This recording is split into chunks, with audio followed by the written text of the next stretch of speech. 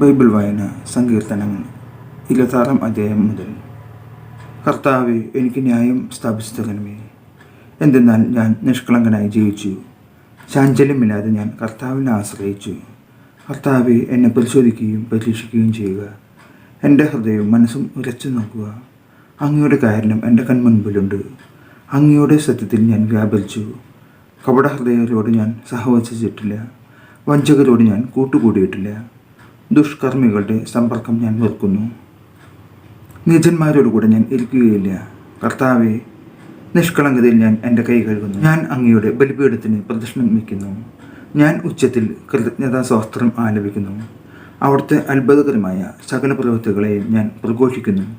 കർത്താവെ, അങ്ങ് വസിക്കുന്ന ആലയവും അങ്ങയുടെ മഹത്വത്തിൻ്റെ ഇരിപ്പിടവും എനിക്ക് പ്രിയങ്കരമാണ്. പാപികളോടുകൂടെ എൻ്റെ ജീവന് തൂത്തെറിയരുത്. രക്തദാഹികളോടുകൂടെ എൻ്റെ പ്രാണനെയും. അവരുടെ കൈകളിലെ കുതന്ത്രങ്ങളാണ്. അവരുടെ വലതു കൈ കോഴ കൊണ്ട് നിറഞ്ഞിരിക്കുന്നു. ഞാനോ നിഷ്കളങ്കതയിൽ വ്യാപരിക്കുന്നു. എന്നെ രക്ഷിക്കുകയും എന്നോട് കരുണ കാണിക്കുകയും ചെയ്യണമേ. നിരപ്പായ ഭൂമിയിൽ ഞാൻ നിലയുറപ്പിച്ചിരിക്കുന്നു. മഹാസഭയിൽ ഞാൻ കർത്താവിനെ വാഴ്ത്തും. കർത്താവ് എൻ്റെ പ്രകാശവും രക്ഷയുമാണ്. ഞാൻ ആരെ ഭയപ്പെടണം? കർത്താവ് എൻ്റെ ജീവിതത്തിന് കോട്ടയാണ്. ഞാൻ ആരെ പേടിക്കണം?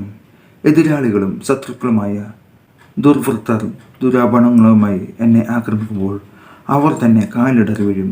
ഒരു സൈന്യം തന്നെ എനിക്കെതിരെ പാളയമടിച്ചാലും എൻ്റെ ഹൃദയം ഭയം അറിയുകയില്ല. എനിക്കെതിരെ യുദ്ധമുണ്ടായാലും ഞാൻ ആത്മധൈര്യം വെടിയുകയില്ല. ഒരു കാര്യം ഞാൻ കർത്താവിനോട് അപേക്ഷിക്കുന്നു, ഒരു കാര്യം മാത്രം ഞാൻ തേടുന്നു. കർത്താവിൻ്റെ മാധുര്യം ആസ്വദിക്കാനും കർത്താവിൻ്റെ ആലയത്തിൽ അവിടുത്തെ ഹിതം ആരായാനും വേണ്ടി ജീവിതകാലം മുഴുവൻ അവിടുത്തെ ആലയത്തിൽ വസിക്കാൻ തന്നെ. ക്ലേശകാലത്ത് അവിടുന്ന് തൻ്റെ ആലയത്തിൽ എനിക്ക് അഭയം നൽകും. തൻ്റെ കൂടാരത്തിനുള്ളിൽ എന്നെ ഒളിപ്പിക്കും. എന്നെ ഉയർന്ന പാറമേൽ നിർത്തും.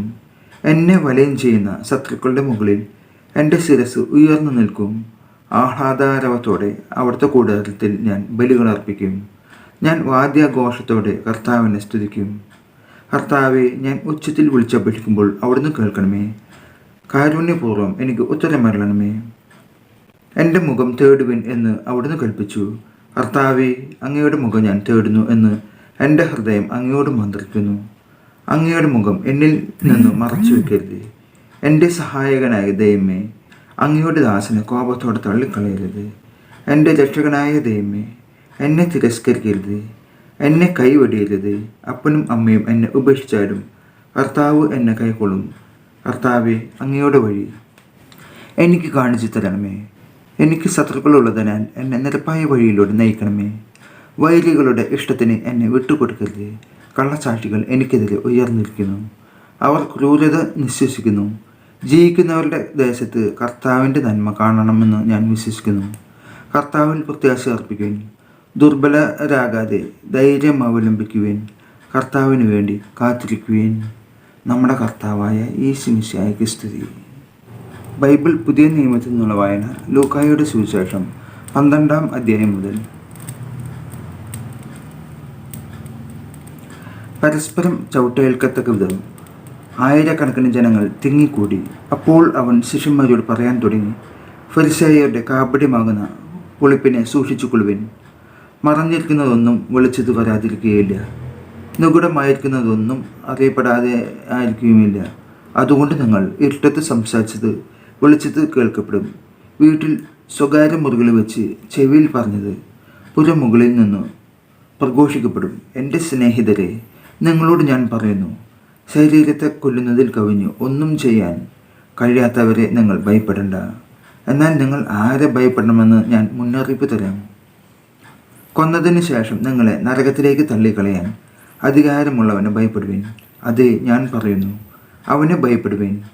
5 കുരുവികൾ 2 നാണയത്തൊട്ടിന് വിൽക്കപ്പെടുന്നില്ലേ? അവയിൽ ഒന്നുപോലും ദൈവസന്നിധിയിൽ വിസ്മരിക്കപ്പെടുന്നില്ല. നിങ്ങളുടെ തലമുടിയുടെ പോലും എണ്ണപ്പെട്ടിരിക്കുന്നു. ഭയപ്പെടേണ്ട. നിങ്ങൾ അനേകം കുരുവികളേക്കാൾ വിലയുള്ളവരാണ്. ഞാൻ നിങ്ങളോട് പറയുന്നു, മനുഷ്യരുടെ മുമ്പിൽ എന്നെ ഏറ്റുപറയുന്ന ഏതൊരുവനെയും ദൈവത്തിൻ്റെ ദൂതന്മാരുടെ മുമ്പിൽ മനുഷ്യപുത്രനും ഏറ്റുപറയും. മനുഷ്യരുടെ മുമ്പിൽ എന്നെ തള്ളിപ്പറയുന്നവൻ ദൈവത്തിൻ്റെ ദൂതന്മാരുടെ മുമ്പിലും തള്ളിപ്പറയപ്പെടും. മനുഷ്യപുത്രനെതിരായി സംസാരിക്കുന്നവനോട് ക്ഷമിക്കപ്പെടും. എന്നാൽ പരിശുദ്ധാത്മാവിനെതിരായി ദൂഷണം പറയുന്നതിനോട് ക്ഷമിക്കപ്പെടുകയില്ല. സിനഗോഗുകളിലും അധികാരികളുടെയും ഭരണാധിപന്മാരുടെയും മുമ്പിലും അവർ നിങ്ങളെ കൊണ്ടുപോകുമ്പോൾ എങ്ങനെ എന്ത് ഉത്തരം കൊടുക്കുമെന്ന് എന്ത് പറയുമെന്നും ഉത്കണ്ഠാകുലരാകണ്ട. എന്താണ് പറയേണ്ടതെന്ന് ആ സമയത്ത് പരിശുദ്ധാത്മാവ് നിങ്ങളെ പഠിപ്പിക്കും.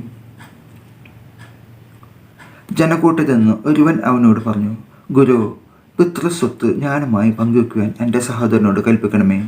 യേശു അവനോട് ചോദിച്ചു, ഹേ മനുഷ്യ, എന്നെ ഞങ്ങളുടെ ന്യായാധിപനോ സ്വത്ത് ഭാഗിക്കുന്നവനോ ആയി ആര് നിയമിച്ചു? അനന്തരം അവൻ അവരോട് പറഞ്ഞു, ജാഗരൂകരായിരിക്കുവിൻ, എല്ലാ അത്യാഗ്രഹങ്ങളിൽ നിന്ന് അകന്നിരിക്കുകയും ചെയ്യുവിൻ. മനുഷ്യ ജീവിതം സമ്പത്ത് കൊണ്ടല്ല ധന്യമാകുന്നത്. ഒരു ഉപമയും അവൻ അവരോട് പറഞ്ഞു. ഒരു ധനികൻ്റെ കൃഷിസ്ഥലം സമൃദ്ധമായി വിളവ് നൽകി. അവൻ ഇങ്ങനെ ചിന്തിച്ചു, ഞാൻ എന്ത് ചെയ്യും? ഈ ധാന്യം മുഴുവൻ സൂക്ഷിക്കുവാൻ എനിക്ക് സ്ഥലമില്ലല്ലോ. അവൻ പറഞ്ഞു, ഞാൻ എങ്ങനെ ചെയ്യും? എൻ്റെ അറപ്പുരകൾ പൊളിച്ച് കൂടുതൽ വലിയ പണിയും അതിൽ എൻ്റെ ധാന്യവും വിഭവങ്ങളും സംഭരിക്കും. അനന്തരം ഞാൻ എൻ്റെ ആത്മാവിനോട് പറയും, ആത്മാവേ, അനേക വർഷത്തേക്ക് വേണ്ട വിഭവങ്ങൾ നിനക്കായി സംഭരിക്കപ്പെട്ടിരിക്കുന്നു. വിശ്രമിക്കുക, തിന്നു കുടിച്ച് ആനന്ദിക്കുക. എന്നാൽ ദൈവം അവനോട് പറഞ്ഞു, ബോഷ, ഈ രാത്രി നിന്റെ ആത്മാവിനെ നിന്നിൽ നിന്ന് ആവശ്യപ്പെടും. അപ്പോൾ നീ ഒരുക്കി വച്ചിരിക്കുന്നവ ആരുടേതാകും? ഇതുപോലെയാണ് ദൈവസന്നിധിയിൽ സമ്പന്നനാകാതെ തനിക്ക് വേണ്ടി സമ്പത്ത് ശേഖരിച്ചു വെക്കുന്നവനും. നമ്മുടെ കർത്താവായ ഈശോമിശിഹായ്ക്ക് സ്തുതി. കർത്താവിൽ പ്രിയരേ, നമ്മൾ ഇന്ന് കേട്ടതായ ഈ ദൈവിക വചനങ്ങൾ ധ്യാനിക്കുക. അവയിൽ മറിഞ്ഞിരിക്കുന്ന ദൈവചിന്തകളെ മനസ്സിലാക്കി ജീവിക്കുവാൻ നമ്മൾ ശ്രദ്ധിക്കുക. ഉടമ്പടിത്ത് പ്രാർത്ഥിക്കുന്ന എല്ലാ മക്കളുടെയും നിയോഗങ്ങൾക്ക് കർത്താവായ യേശുവിൻ്റെ സാന്നിധ്യവും സന്ധിപ്പും ലഭിക്കുവാനും ആ സാക്ഷ്യങ്ങൾ എത്രയും പെട്ടെന്ന് അവിടുത്തെ തിരുസന്നിധിയിൽ പറയുന്നതിനും ഇടയാകട്ടെ. ആമേൻ.